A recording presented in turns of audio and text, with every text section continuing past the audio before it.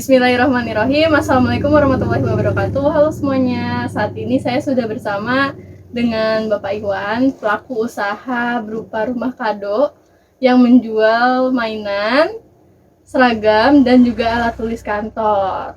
Nah, untuk Pak Iwan sendiri bisa memperkenalkan diri terlebih dahulu, Pak. Terima kasih atas kedatangan para mahasiswa dari Unira di pusat rumah kado. Nama saya Iwan Budi Santoso dari pusat rumah kado. Saya ulang kembali. Dari sini kita belajar untuk memahami apa yang diminta dari para mahasiswa di sini. Jadi kalau ada kebutuhan pertanyaan silakan saya berikan kesempatan untuk memahami apa wirausaha itu. Oke, terima kasih banyak Pak Iwan Budi Santoso.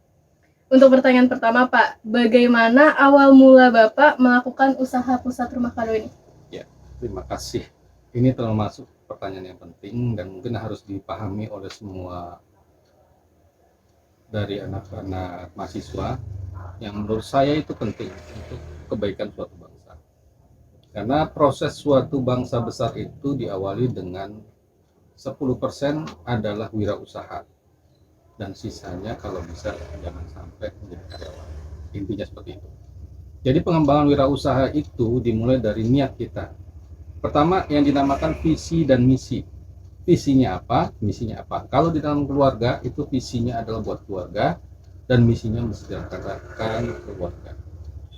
Tapi dari itu semua yang harus dilihat adalah bagaimana mengembangkan usaha itu bisa stabil, bisa settle dan naik ke posisi yang lebih lanjut.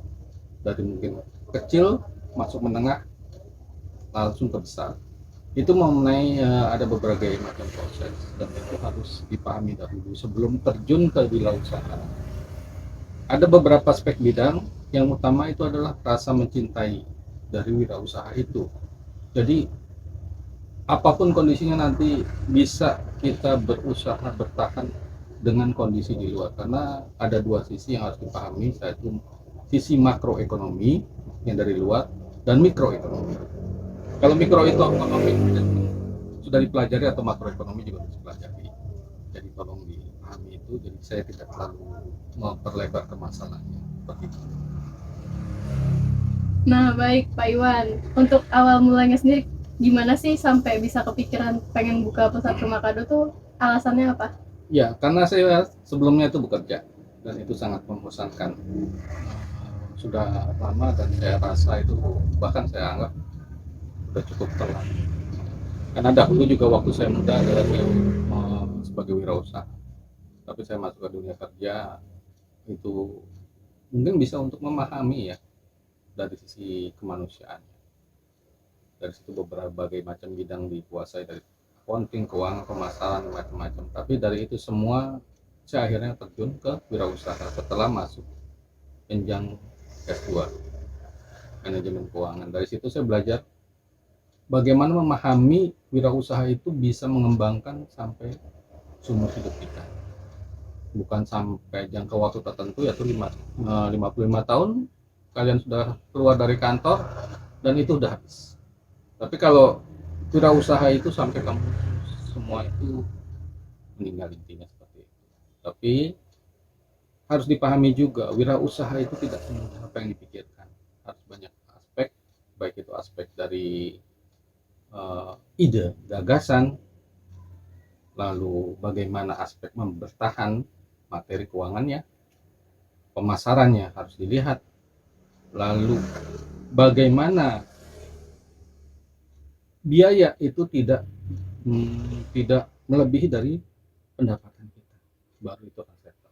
Karena semodal apapun besar, kalau pendapatannya itu di bawah biaya, lebih baik dulu perbaiki ulang dan lihat lagi bagaimana prospeknya ke depan. Karena kalau kita memilih tempat itu juga salah satu faktor. Tapi dari situ semua sekali lagi bertahan untuk biaya dilihat. Tapi jangan kita takut sama biaya. Terkadang biaya besar tapi promosinya bagus dan tepat, itu menyebabkan pendapatan kita over dibandingkan biaya kecil tapi pendapatan kita kecil. Contohnya kita memilih tempat, pada tempat yang sepi kita akhirnya kondisinya menyebabkan apa pembeli juga kurang. Tapi kalau tempat ramai ternyata harganya lebih mahal. Kenyataannya pendapatannya itu lebih bagus. Itu juga dilihat. Jadi seperti itu. Jadi memulai wirausaha yang utama adalah tahu visi dan misi. Berapa jangka waktu harus kamu pahami, bisa berjaning posisi di posisi 5 tahun, 10 tahun ke depan, kalau bisa dipahami sampai 25 tahun ke depan. Kalau bisa sampai panjang lagi lebih, itu bisa dilihat. Seperti itu. Oke, dari penjelasan Bapak tadi berarti motivasinya untuk melakukan usaha itu karena dunia pekerjaan itu tidak bisa selamanya ya Pak. Betul. Ya kan karena kita umur kita ya nantinya pasti bakal tergantikan dengan karyawan-karyawan yang baru gitu menurut Bapak Iwan. Nah terus juga tadi dijelaskan kalau ingin mendirikan usaha tuh banyak hal-hal yang harus dipersiapkan dari visi misi ya, dari strateginya seperti apa. Nah yang ingin saya akan tanya lebih lanjut nih Pak, mengapa Bapak memilih untuk menjual ATK, seragam, dan main-mainan anak-anak dibandingkan dengan barang lain seperti makanan mungkin, atau jualan handphone, atau jualan baju-baju gitu Pak? Kenapa memilih barang-barang ini? Ya, terima kasih. Yang tadi sebelumnya adalah terutama wirausaha itu kita harus menumbuhkan rasa cita. Karena saya mencintai anak-anak, dan jiwa anak-anak itu bagi saya tuh jiwa yang polos.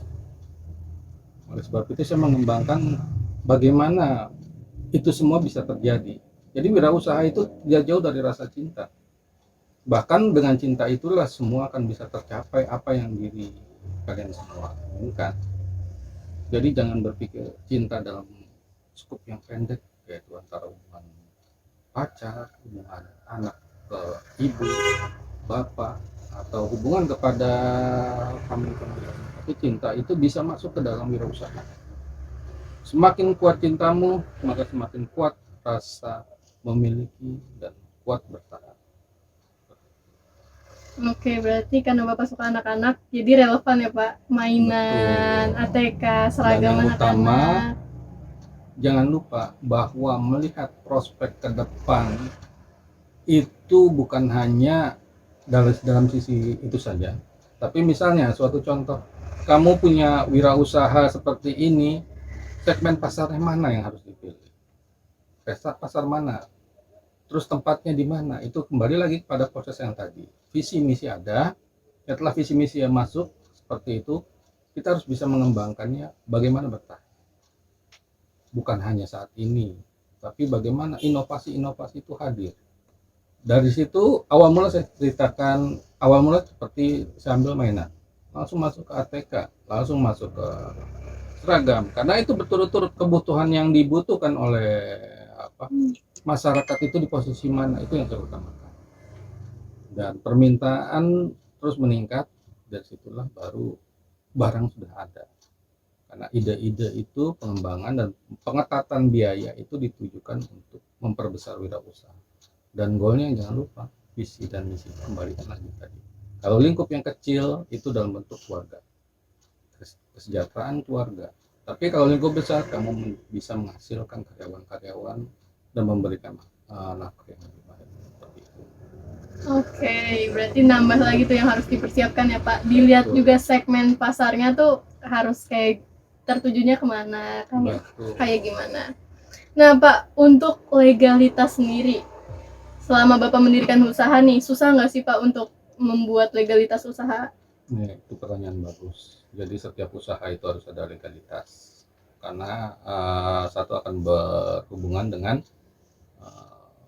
besar kecilnya usaha itu. Karena prospek itu akan dilihat dari itu. Satu, untuk legalitas kita harus punya, kalau masih dalam bentuk wirausaha kecil seperti saya itu, punya harus legalitas. Nanti ada segmen yang bisa diterima di wirausaha, terus di masyarakat terutama, dan legalitas di bidang jasa keuangan. Itu penting sekali. Contoh saya UMKM, itu saya masuk UMKM dan sudah ada surat perizinannya. Dan itu semua dibangun bukan sekedar untuk memenuhi kebutuhan keluarga, tapi kita melihat prospek jauh ke depan. Kalau kita hanya sampai di posisi seperti itu, berarti kita cukup seperti itu, tapi kita harus berkembang lebih luas lagi. Oke, terima kasih banyak. Jawabannya sangat berkesan sekali, Pak. Nah, untuk legalitas usaha sendiri yang udah benar-benar terdaftar apa sih, Pak? Kalau untuk usaha Bapak? Kita ada UMKM, karena UMKM? tetap UMKM itu seperti itu, kita terdaftar di kelurahan Ya. dan wilayah DKI Jakarta seperti Mm-mm. sekarang ini, dan kita sudah masuk apa, sudah dipahami ibaratnya oleh pelaku-pelaku usaha lain. Dan kita juga masuk Google Map, tujuannya untuk promosi, pemasaran. Jadi jangan stuck dalam keadaan seperti apapun di dalam hidup kita. Kita harus punya inovasi. Inovasi harus dikembangkan. Jangan sampai kita tuh kalah dengan bangsa lain. Oke, terima kasih banyak, Pak. Untuk kira-kira, Pak, untuk legalitas berarti approve. Untuk perencanaannya tadi udah dijelasin banget nih. Dan motivasi Bapak juga udah Bapak jelasin. Nah, sekarang Pak, kira-kira nih dari usaha Bapak, omsetnya kira-kira berapa, Pak? Kalau omset, saya kasih tahu ya, wirausaha itu termasuk yang fleksibel. Seperti saya, bukan seperti sama dengan wirausaha yang lain. Kalau saya sampaikan nanti lebih besar wirausaha dibandingkan karyawan. Kalau karyawan pada posisi UMR itu posisi di 5 juta. Kita bisa next di posisi mungkin 15, 20, 25 itu untuk dalam tahun-tahun bulan-bulan yang agak, karena kan kalau sekolah atau mainan kan sistemnya musiman. Ada tanggal-tanggal tertentu dia naik, ada tanggal-tanggal tertentu turun. Sama juga ATK seragam ada tanggal-tanggal naik karena kebutuhan sekolah itu naik dan nggak ada tanda-tanda turun. Jadi yang utama omset itu rata-rata kita tadi saya berikan informasi bahwa jadikan sebagai motivasi. Tujuan mencari kehidupan itu memberikan makan, kebutuhan perut. Kalau posisinya diharapkan bekerja, cobalah bekerja untuk memahami posisi sosial, belajar sosial, namanya kecerdasan sosial. Kalau kecerdasan sosial kita bisa, kita harus mengembangkan usaha, karena itu lebih menjamin walaupun berat, karena omset akan lebih besar dibandingkan pekerjaan biasa. Belum lagi dipotong dengan pekerjaan, bisa bulanan kita dapat berapa. Kalau kita wirausaha, kadang kalau yang buat makanan aja kita bisa makan gitu. Kalau yang buat ATK, anak-anak kita tuh nggak usah beli ATK, kita udah punya. Mau mainan pun udah punya, kita nggak usah lalu. Jadi ada sisi-sisinya itu banyak lebihnya. Oleh sebab itu kembangkan wirausaha dibandingkan bekerja. Kita jangan seperti zaman dahulu. Karena zaman sekarang ini wirausaha lagi sedang diperlukan. Jadi jangan lemah. Oke, baik. Terima kasih, Pak. Tadi kan Bapak bilang nih, kalau untuk pendapatan itu kan fluktuatif ya, naik turun. Kadang ada yang memang musimnya anak-anak lagi liburan, jadi banyaknya mainan. Anak-anak lagi baru mau masuk sekolah, pasti banyaknya ATK dan seragam. Nah, Pak, yang mau saya tanyakan, tadi Bapak juga sempat bilang tuh, kalau misalnya berusaha itu udah ada naik turunnya, dan juga sekarang tuh lagi berkembang pesat banget orang-orang berwirausaha. Berarti kan persaingan juga tambah ketat kan, Pak? Nah, kira-kira hal apa yang udah Bapak lakuin nih di era pergempuran ini, di era pertempuran antar perdagangan ini, kira-kira? Kalau kita bicara tentang iman, ini saya kembalikan ke iman dan saya main ke dunia juga. Kalau di dalam iman rezeki itu sudah ada ngatur, itu nggak usah takut. Mau sampai sedekat apapun itu pasti kita tidak ada masalah. Tapi kalau dari segi inovasi, itu dinamakan inovasi. Kita tetap harus berusaha. Ada sisi lebih dan kurangnya usaha kita. Kita harus lihat daya saingnya seperti apa, pelayanannya seperti apa, kecepatan kita untuk melayani juga itu diperhitungkan. Terkadang kita tuh meremehkan hal pelayanan. Orang akan mengambil jalan pintas kok dengan harga kita mungkin kalah, tapi karena pelayanan kita bagus, itu adalah salah satu inovasi. Ataupun juga dua-duanya kita punya. Harga kita murah, pelayanan kita bagus, itu lebih baik. Jadi ada poin seperti itu. Kedua juga barang juga harus tersedia, cukup. Jadi sewaktu ada yang butuh, barang ada.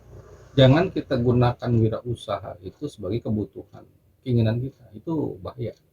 Wirausaha itu harus kuat, biaya itu harus maaf, itu bukan biaya, tapi belanja kita, pembelian kita itu harus seimbang dengan pengeluaran kita.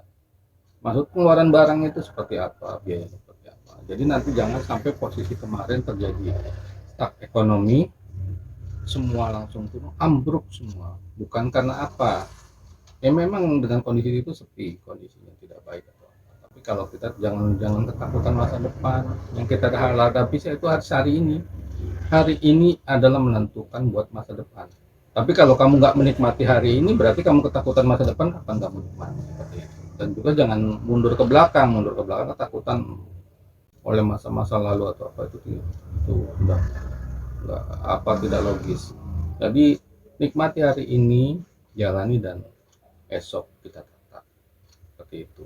Oke, terima kasih banyak Pak penjelasannya.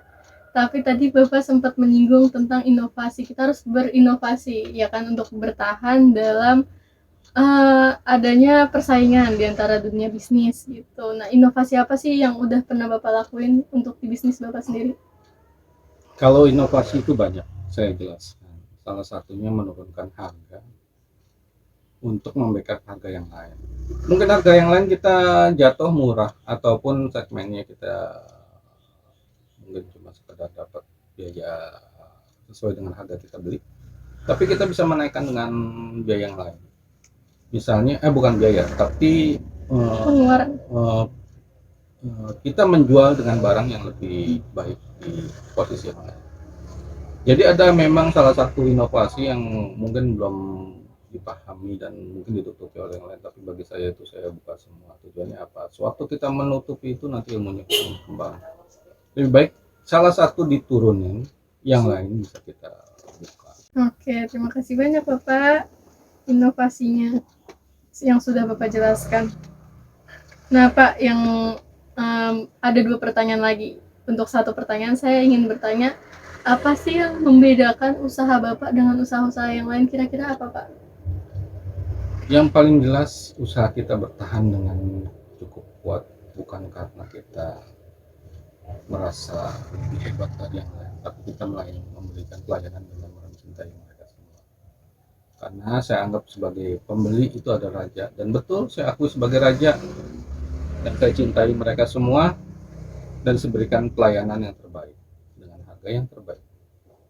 Jadi mungkin terkadang itu sepele ya, tapi disitulah puncak daripada kenikmatan bagi seorang wirausaha. Kalau bisa itu bertahan dengan bagus, orang kan kembali kok kita. Mungkin bertahan beberapa saat, orang itu marah, kesel atau gimana, tapi besok akan kembali kita. Orang kita melayani kok, bukan kita merasa hebat di hadapan mereka, enggak, karena kita butuh uangnya. Sedangkan kalian bukan butuh marah juga. Jadi utamakan yaitu pelayanan. Pelayanan itu kamu butuhkan untuk apa? Membutuhkan uangnya. Walaupun sisi imannya kita kan berjalan. Kalaupun ada harga yang harus kita murahkan kepada yang tidak mampu, itu masalah. Karena mereka dari mulut mereka akan memberikan informasi yang baik tentang kita. Tapi dari mereka yang mampu, kita berikan pelayanan yang terbaik. Jadi ada sistem.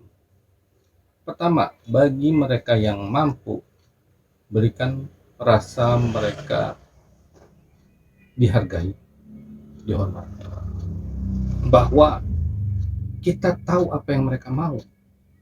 Nah, bagi yang tidak mampu, kita berikan apa? Cukup dengan harga yang seperti ini, barang seperti ini sudah bisa dibeli dan digunakan tanpa kita masakkan dengan harga yang lebih mahal. Itu tidak baik. Nah, sedangkan pada posisi yang sedang pun ya kita berikan saja dengan pelayanan yang tetap sama. Tapi di dua sisi itulah yang utama. Bagi yang mampu, mereka butuh penghormatan atau rasa yang lebih, kewibawaan mereka tuh. Kita sanjung juga nggak masalah. Kita nggak menjilat kok. Niat kita untuk baik, untuk mendapatkan uang. Tapi yang tidak mampu juga kita hargai. Kenapa? Mereka butuh kok, dengan harga yang kemampuan mereka, kita berikan yang semua kemampuan mereka, jangan kita berikan yang lebih. Baik, jadi pelayanan yang paling utama dan diiringi dengan harga yang terjangkau. Oke, Pak, yang terakhir nih, bisa kasih pesan nggak atau motivasi untuk anak-anak, untuk mahasiswa-mahasiswa seperti saya yang masih takut dalam menjalankan usaha? Kalau kamu takut, kapan mau hidup? Intinya seperti itu. Hidup itu bukan berarti kamu takuti, tapi dijalani. Semua harus dihadapi. Kalau kamu nggak boleh bisa mengembangkan diri, bagaimana kamu sampai saat ini? Contoh yang mudah, waktu kecil kamu nggak punya bisa apa-apa, yaitu bayi. Naik, kamu berkembang, naik lagi, akhirnya bisa belajar. Dari proses-proses itu sampai tingkatan kuliah pun itu bisa. Loh, kenapa kalian takut? Itu kan semua diawali dengan seperti itu, jangan merasa takut seperti itu. Jadi hadapi semua bahwa kamu bisa tanamin seperti itu. Kalau kamu tidak bisa, mendingan kamu mati. Karena orang mati itu udah nggak bisa apa-apa. Seperti itu. Oke, berarti hadapi, coba, dan lakukan. Terus menerus. Jangan lakukan. pernah takut jatuh berkali-kali, bangkit berkali-kali. Jatuh berkali-kali, bangkit berkali-kali. Seperti itu. Oke, baik. Terima kasih banyak Bapak Iwan Iya. Budi Santoso yang telah memberikan begitu banyak pengetahuan dan wawasan baru untuk kita semua. Terima kasih untuk semua yang telah menonton. Sampai jumpa.